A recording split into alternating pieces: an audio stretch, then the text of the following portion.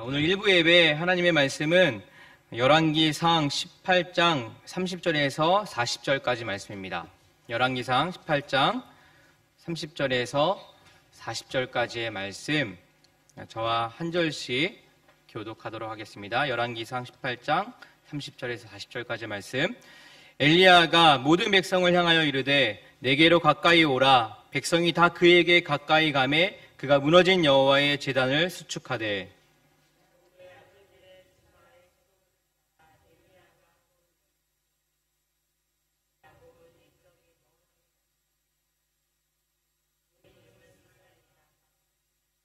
그가 여호와의 이름을 의지하여 그 돌로 제단을 쌓고 제단을 돌아가며 곡식 종자 두세 알을 둘 만한 도량을 만들고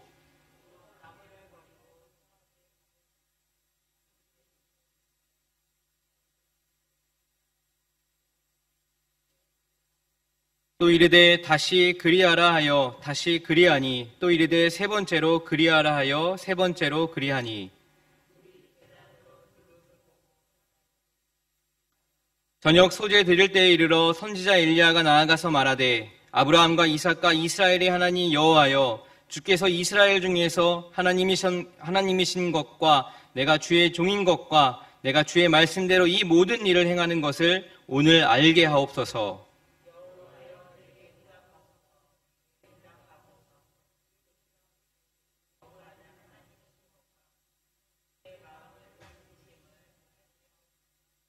이에 여호와의 불이 내려서 번제물과 나무와 돌과 흙을 태우고 또 도랑에 물을 얕은지라.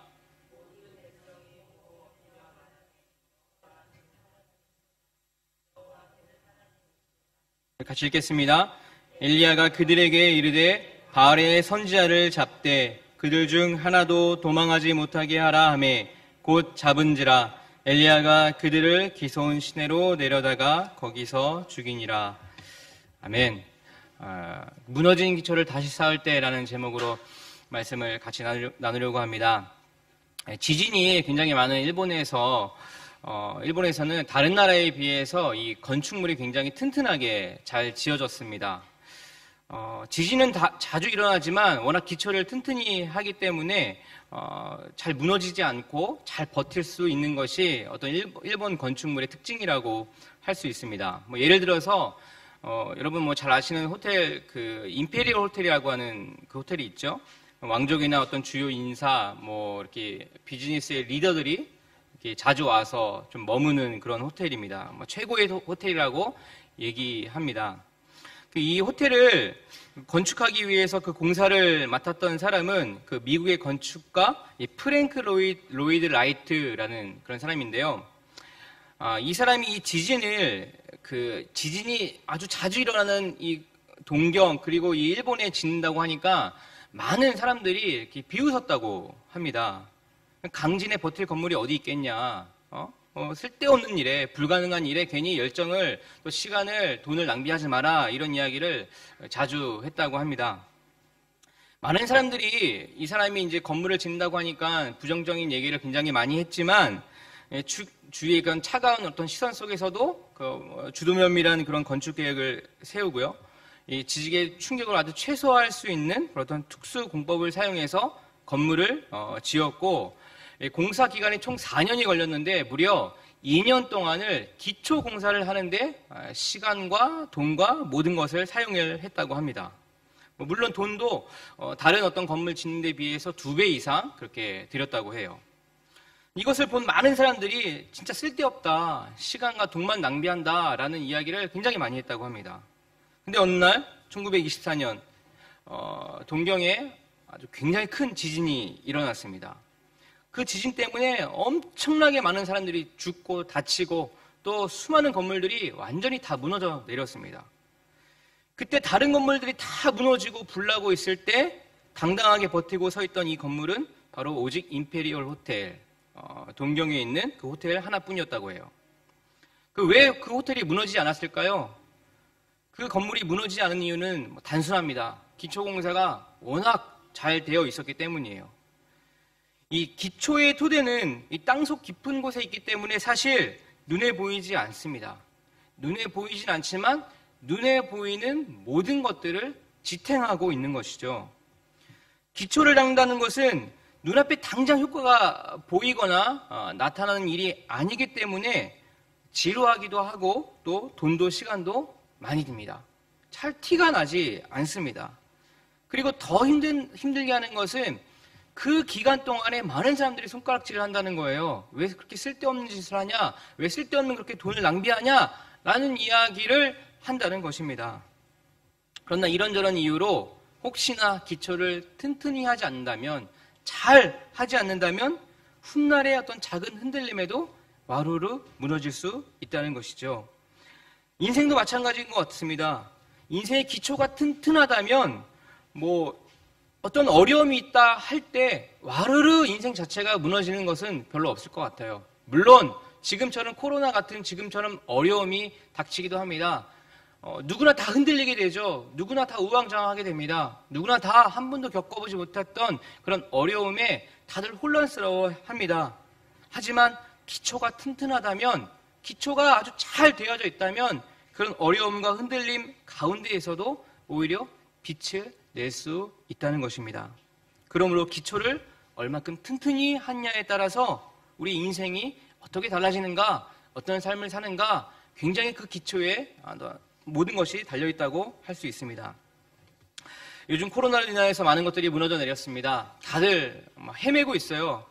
하지만 이것 또한 하나님께서 허락하셨다면, 이것 또한 하나님께서 허락하신 때라면 우리는 이 상황에서도 최선이 무엇인지를 찾아낼 수 있을 것입니다. 어쩌면 모든 것이 무너져 내리고 마음도 무너져 내리고 있는 이때야말로 나의 기초가 정말 얼마큼 잘 돼 있는지, 그 나의 기초가 얼마큼 부실한지, 그런 나의 진짜 모습, 나의 민낯을 다시 볼 수 있는 기회가 될 것입니다. 많은 것들이 무너져 내리고 있는 이때에 우리의 기초를 자이든 간에 타이든 간에 다시 볼 수 있는 기회가 생겼을 때, 만약 지금이 그때라면 우리에게 이 부실한 기초가 혹시 눈에 띄었다면 여러분, 우리는 어떻게 하면 좋을까요? 그리고 우리에게 다시 보수해야 할 기초는 무엇일까요? 그 부분을 좀 오늘 같이 생각하면서 오늘 본문으로 한번 들어가 보겠습니다. 오늘 본문은 굉장히 유명한 본문이죠. 유명한 그 엘리야 선지자와 또 이 바알 선지자들 간의 갈멜살 대결을 다루고 있는 부분입니다. 이 내용은 여러분들 너무나 잘 알고 있듯이 아합에게 모든 그 엘리야는 아합에게 모든 이스라엘 백성을 불러 모아달라고 이야기를 해요. 그리고 이세벨에게 녹을 얻어먹은 그런 바알 예언자 450명, 그리고 아세라 예언자 400명도 함께 불러달라라고 이야기를 합니다. 그렇게 해서 이스라엘의 모든 백성들과 또 이 바알의 또 아세라의 그 선지자들이 함께 한 자리에 모였어요.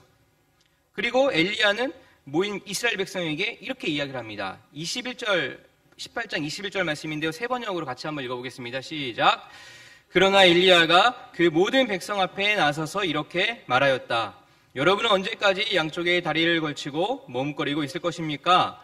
주님이 하나님이면 주님을 따르고 바알이 하나님이면 그를 따르십시오. 그러나 백성들은 한마디도 그에게 대답하지 못하였다. 엘리야가 백성들을 불러 모았어요. 그리고 이야기합니다. 주님이 하나님이면 주님을 따르고 바알이 하나님이면 그를 따르십시오 라고 선택을 하라고 이야기를 해요. 근데 백성들이 어떻게 반응했죠? 한마디도 못하고 머뭇머뭇거리고 있는 그런 상태입니다. 이것이 이스라엘 백성의 현 주소라고 할 수 있죠. 혼합주의에 빠져버린 이들, 하나님 믿고 있으면서도 여전히 바알 신도 믿고 있는 이들. 이들이 정말 똑똑해서 눈치를 보기 위해서 이쪽으로 할까 저쪽으로 할까 그런 고민을 하고 있는 것일까요? 눈치를 보면서 어느 쪽이 이익이 될까 그 눈치를 보고 있는 것일까요? 그렇지 않을 것입니다. 이들은 결국 똑똑한 사람들이 아니었어요. 똑똑한 사람들, 어떤 세상의 눈이 밝은 사람들이라면 딱 봐도 엘리야 혼자였습니다. 그리고 850명의 그런 바알의 선지자들이 어떻게든 해보려고 이렇게 모여있어요. 굉장히 분위기가 아주 그냥 막 너무 압도적이었을 것입니다. 똑똑한 사람이었다면, 뭔가 어떤 기회주의자였다면 당연히 850명 쪽으로 싹 가겠죠. 근데 이들은 멈멈거리면서 어찌할 바를 모르고 있는 거예요. 왜 그랬을까요? 이들은 똑똑하고 미련하고 멍청하고 이걸 떠나서요. 이들은 영적인 눈이 지금 완전히 닫혀 있는 거예요. 맹인의 상태가 되어 있는 것입니다. 엘리야와 이 바알과 아세라 예언자의 싸움의 결과 너무나 잘 알듯이 엘리야의 완전한 승리였습니다. 하나님의 완전한 승리이기도 해요. 근데 오늘 말씀을 쭉 묵상하면서 두 가지 생각을 해보게 되었어요. 첫 번째는 혼합주의에 빠져버린 이스라엘 백성이 이 대결을 보면서 과연 그들은 어떤 생각을 했을까? 과연 무엇을 깨달았을까? 하는 것과 두 번째는 하나님께서 왜 이런 기적을 그들에게 보여주셨을까? 하는 그 두 가지 생각이었습니다. 이 북이스라엘의 첫 번째 왕 여로보암은 굉장히 똑똑한 사람입니다. 사람을 다루는데 아주 능한 사람이에요. 사람의 어떤 간지러운 부분, 이 부족한 부분을 잘 찾아서 그걸 긁어줄 줄 아는 그런 사람입니다. 여로보암 한 가지 걱정이 있었는데 그 이스라엘 백성이 혹시나 절기가 돼서 그 예루살렘으로 가서 예배를 드리고 과연 돌아올까라는 그런 걱정을 했던 거예요. 돌아오지 않으면 어떡할까? 라는 그런 걱정이 있었습니다. 그래서 그가 한 가지 생각해낸 것이 자 그렇다면 이 사람들이 굳이 예루살렘으로 가지 않도록 북이스라엘 내에 제단을 만드는 거예요. 그것이 바로 베델과 단의 제단을 만드는 일이었습니다. 그래서 굳이 이스라엘 백성이 거기 뭐하러 가냐 여기 다 있는데 라고 해서 그 남유다로 보내지 않았던 것이죠. 그리고 이스라엘 백성의 심리를 잘 파악하고 있었습니다. 이들에게 보이는 것이 굉장히 중요했던 이들에게 자 보이는 하나님 자 금송아지를 만들어줍니다. 사람들은 이거 보고 기뻐하고 즐거워하고 만족해하죠. 금송아지 하면 여러분 떠오르는 장면이 있죠. 그 바로 모세가 십계명을 받으러 시내산 올라갔을 때에 황금송아지에 대한 그런 이야기가 쭉 나옵니다. 모세가 그 시내산에 하나님을 만들어 간 사이에 사람들이 참지를 못하고 아론을 통해서 황금송아지를 만들어요. 그리고 그 송아지를 가리켜서 뭐라고 합니까? 여호와, 즉 우리를 애굽 땅에서 구원해낸 여호와 하나님 참된 하나님이다 라고 그 황금송아지를 보고 이야기를 해요. 근데 여기서 중요한 것은 그 황금송아지를 보면서 너희를 애굽에서 인도하여 낸 바알신이다 아니면 다른 가짜 그 신을 말하면서 그 황금송아지의 이름을 붙이지 않았다는 거예요. 이들은 황금송아지를 하나님이라는 이름을 붙이고 좋아하고 춤추고 만족해했던 사실입니다. 그리고 이들은 이 송아지에 왜 하나님의 이름을 붙였는가? 이들은 하나님의 그 전지전능하심을 자기들의 눈의 수준, 자기들의 수준, 그 익숙한 용어로 그렇게 그런 유한한 형상으로 하나님을 만들어 버렸다는 것입니다. 쉽게 이야기해서 자기들의 수준의 하나님을 만들어낸 거예요. 자기들이 대답하면 거기에 응답해 주시는 하나님, 자기들이 뭔가 원하면 뭔가 뚝딱 하고 주시는 하나님의 수준으로 그 황금송아지를 만들어 버렸다는 것입니다. 더 웃긴 것은 이스라엘 백성은 여전히 자기들을 애굽의 숙박에서 구원하신 분은 하나님이다, 여호와 하나님이다 라고 굳게 믿고 있었던 거예요. 그렇게 입술로 고백하고 있는 것입니다. 하나님을 잊은 것도 아니고 하나님이 하신 일을 부인하지도 않았습니다. 여전히 하나님을 알고 있었고 여전히 하나님을 굳게 믿고 있었어요. 다만 하나님의 그 놀라운 위대하심을 자기들의 어떤 익숙한 용어, 자기들의 익숙한 그 수준으로 떨어뜨리고 부르기 편하고 또 쉽게 그런 하나님, 눈에 보이는 황금송아지 그 하나님에게 열광하고 있었다는 것입니다. 잘 생각해보면 어쩌면 지금도 우리도 이와 같은 그런 실수를 범하고 있지 않을까? 그런 생각을 해보게 돼요. 무슨 일이 생기면요, 어떤 사람들은요, 이게 하나님 뜻인가 봐. 코로나, 이건 하나님의 재앙이야. 우리가 뭔가 잘못해서 여러 가지 콘텐츠를 막 만들어내요. 근데 그게 정말 맞는 것일까? 어떻게 보면 굉장히 영적인 말로 들릴 수 있어요. 다 하나님이 하시지. 하나님이 하실 거야. 하나님이 막으셨어. 하나님이 인도하셔. 근데 여러분, 아닐 수 있다는 생각을 꼭 해봐야 합니다. 이게 정말 다 하나님 뜻일까? 라는 그런 생각도 해봐야 된다는 것입니다. 과연 엘리야가 왜 모든 백성을 갈멜산으로 불러 모아달라고 이렇게 부탁을 한 것일까요? 이들은 똑똑하고 미련하고를 떠나서 이들은 영적으로 맹인이 되어 있었기 때문에 이들이 영적으로 박대이기 위해서는 이들의 수준으로 무언가 낮출 필요가 있었던 것이죠. 이들의 수준으로 하나님이 눈에 보여야 할 것이라고 생각을 했던 것입니다. 백성들은 무려 이 자리에서 850명이나 되는 그 바알과 아세라의 예언자가 얼마나 허무한 것에 빠져 있는지, 얼마나 무능력한지를 이 자리에서 다 보았을 것입니다. 그 850명의 선지자들이 바알의 이름을 불렀지만 아무 응답이 없었고, 하다못해 자기 몸에 막 칼과 또 창을 막 찌르면서 피가 막 철철 나면서도 바알의 이름을 불렀지만 아무런 일이 일어나지 않았습니다. 이스라엘 백성들은 우리가 빠져있고 우리가 믿고 있던 이 바알 신이 이처럼 아무 능력이 없고 아무것도 아닌 것을, 또 허무한 것임을 그 자리에서 다 확인했을 것입니다. 자, 그렇다면 자연스럽게 이스라엘 백성이 뭘 기대했을까요? 다음은 어떤 일이 벌어지길 원했을까요? 여러분 뻔하지 않습니까? 엘리야가 믿고 있던 하나님의 역전극을 보고 싶어 했을 거예요. 자, 드디어 이제는 하나님 차례, 자, 드디어 이제는 엘리야 차례라고 막 기대했을 것입니다. 하나님 어서 오십시오. 막 너무나 흥분했을 것입니다. 단 한 번에 이 상황을 역전시킬 만한 기적을 여러분 다 기대하지 않았을까요? 근데 본문을 보니 여러분 어떻습니까? 엘리야는 오늘 본문처럼 당장 하나님의 기적을 보이지 않아요. 우리 30절부터 32절까지의 말씀을 한번 세 번역으로 같이 한번 읽어볼까요? 읽겠습니다. 시작. 이때 엘리야가 온 백성들에게 가까이 오라고 하였다. 백성들이 가까이 오니 그는 무너진 주님의 제단을 고쳐 쌓았다.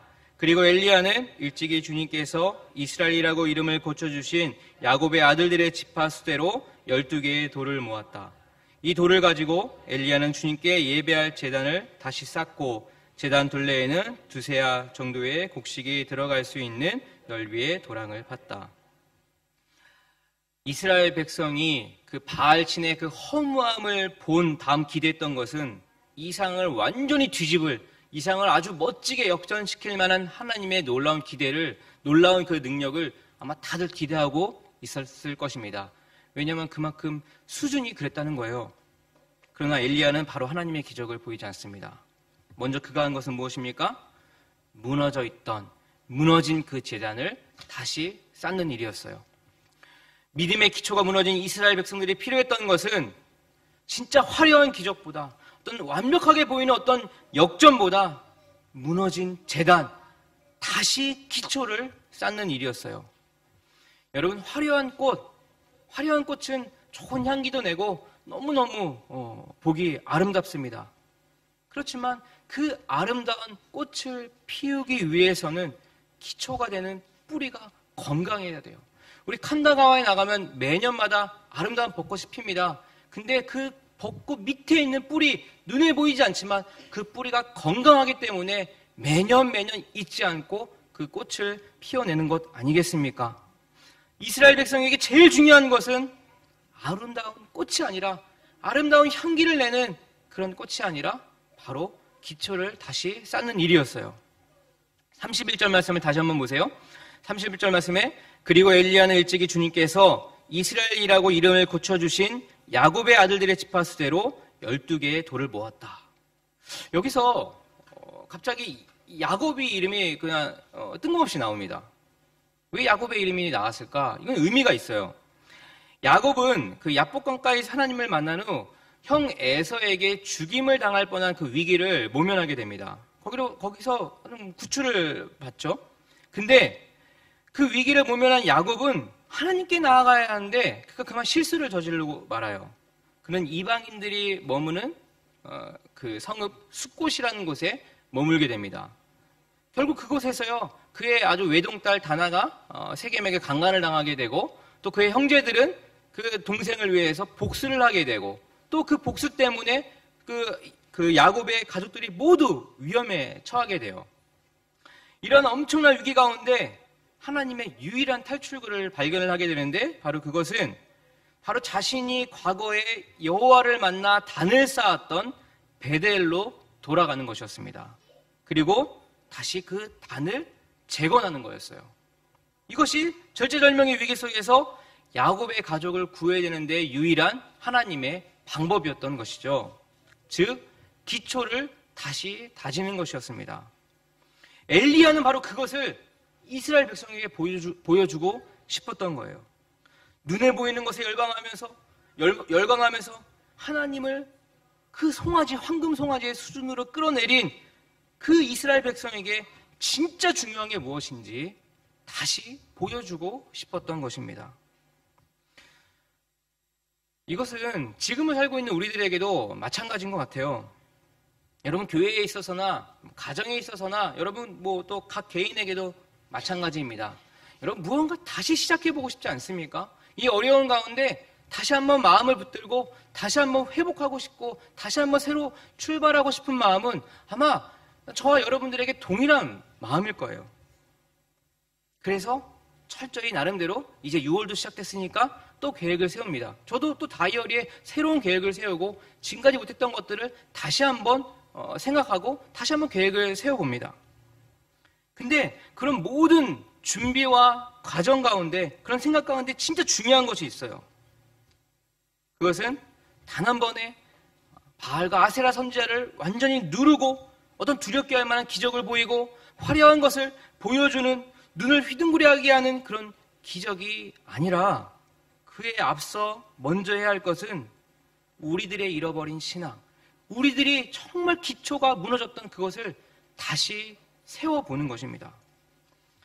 엘리야를 통해서 그 하나님의 섬세한 사랑을 여러분 볼 수 있지 않겠습니까?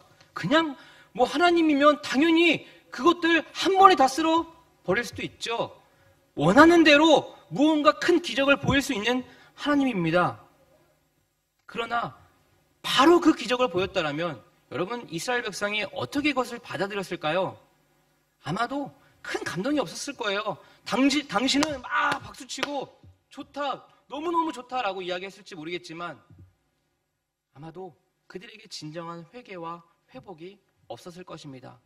또 시간이 지나면 지금은 너무너무 좋아, 지금은 너무너무 정말 기적에 놀라웠어, 은혜 받았어 라고 했지만 우리가 교회를 나가는 그 순간부터 우리의 기초가 제대로 서 있지 않으면 또 세상과 부딪히면서 또 세상의 어떤 그런 기준에 우리의 마음이 또 흔들려 버리게 되고 나도 모르게 또 세상 밖으로 한 발자국 또 발을 들여놓게 되는 것이죠. 또 점점 더 그렇게 잊혀져 가게 되는 것입니다. 여러분 본문 36절에 엘리야의 기도를 한번 보십시오.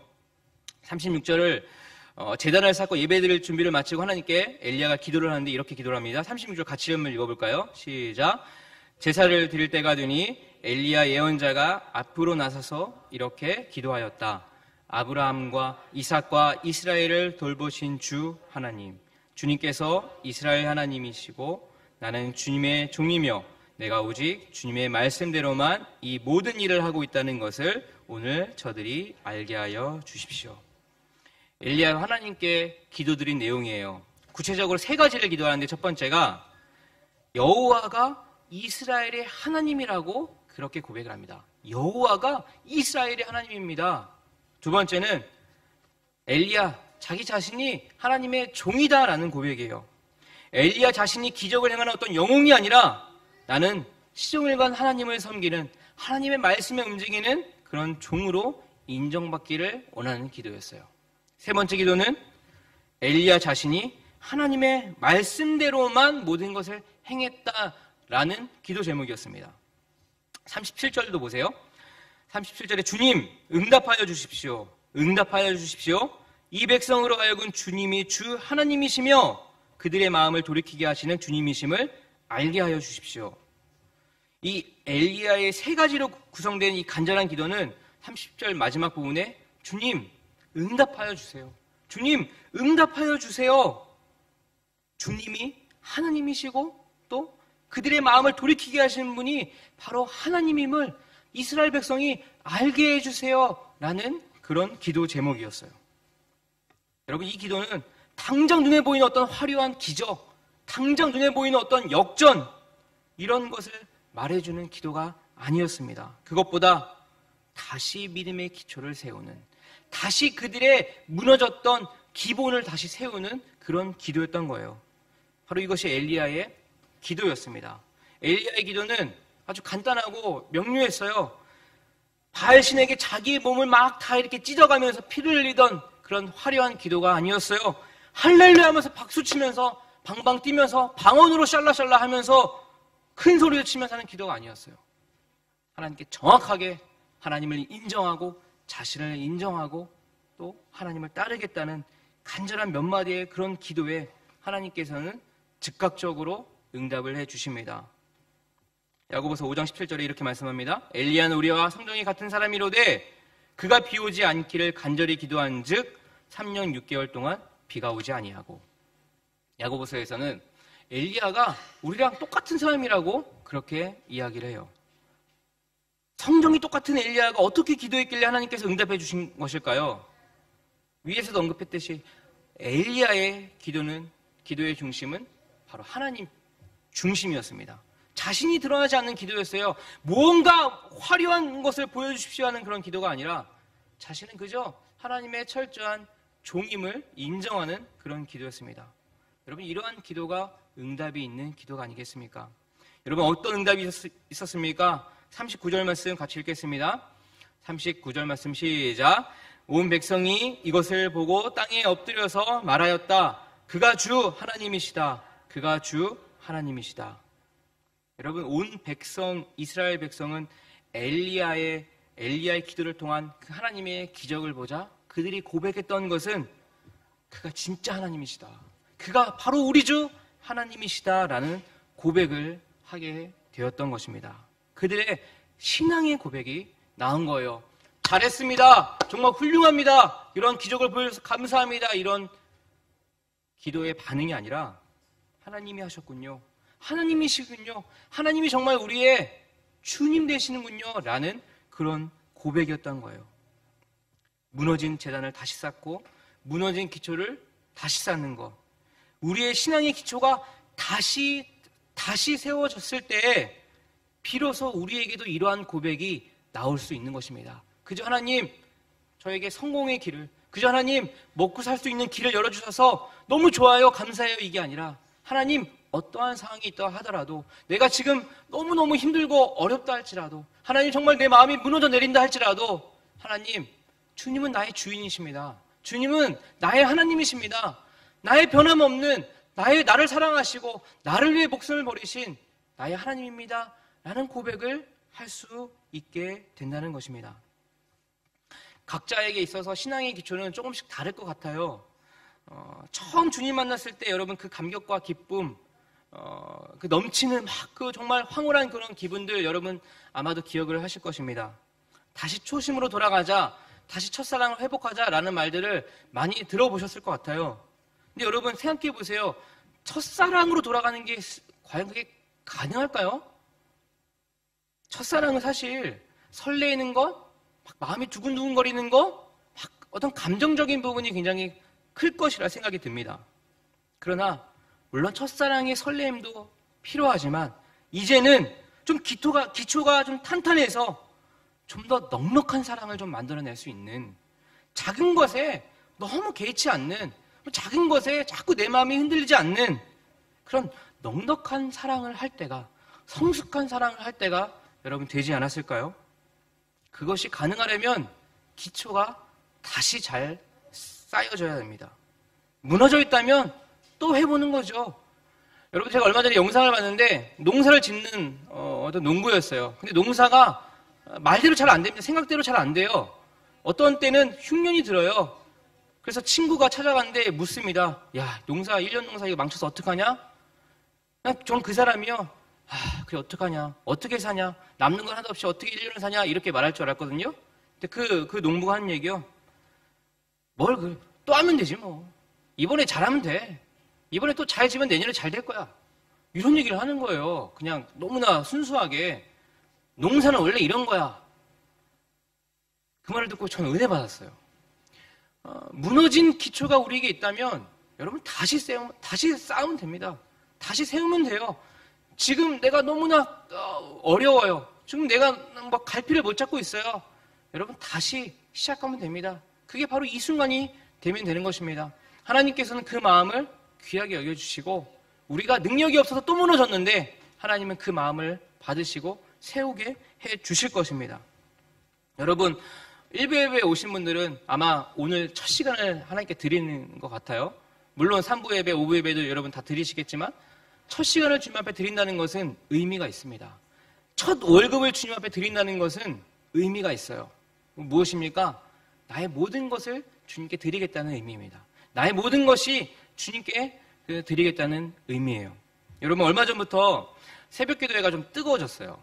새벽기도회 오시는 분은 알겠지만 많이 오시고 또 막 뜨거워졌습니다. 여러분 결단해 보세요. 새벽기도 하루의 첫 시간 주님 앞에 드려보세요.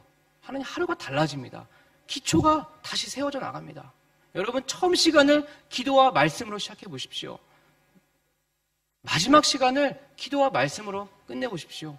여러분 우리도 모르게 기초가 더 튼튼해질 것입니다.